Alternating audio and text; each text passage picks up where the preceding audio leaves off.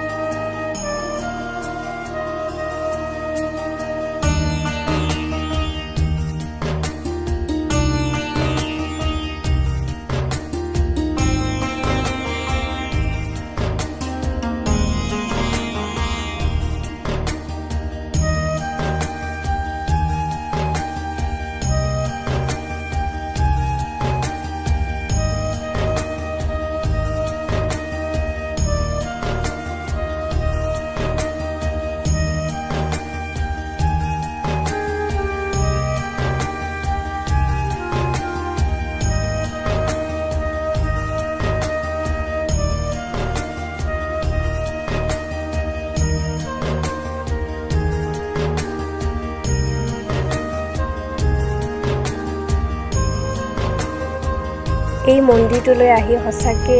বহুত ভাল লাগিল আৰু মন্দিৰ বুলি ক'লে এনেও ভাল লাগে যিকোনো মন্দিৰত গৈয়ে আৰু এইটো মন্দিৰ মই দেখা নাছিলোঁ আজি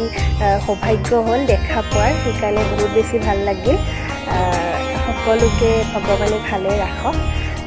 এতিয়া আমি বাৰ ঘৰত যাম মন্দিৰটোত আহি আচলতে আৰু এটা ভাল লাগিল কিয় বাহিৰৰ যিটো পৰিৱেশ মানে এটা প্ৰাকৃতিক সৌন্দৰ্য সেইটো বহুত বেছি ভাল লাগে আৰু ইয়াত যথেষ্ট মানুহৰ সমাগম হয় আজিও আহিছে যি নহওক ভাল লাগিল আপোনালোকে আহিবচোন ৰঙামাটি পাহাৰত আছে দুধকৰি মন্দিৰ এই মন্দিৰটোত আহিব সঁচাকৈ বহুত ভাল লাগিব তো আপোনালোকে ভিডিঅ'টো চাব আৰু যদি ভাল লাগে তেনেহ'লে প্লিজ এটা লাইক কৰি দিব লগতে কমেণ্ট আৰু শ্বেয়াৰ কৰি দিব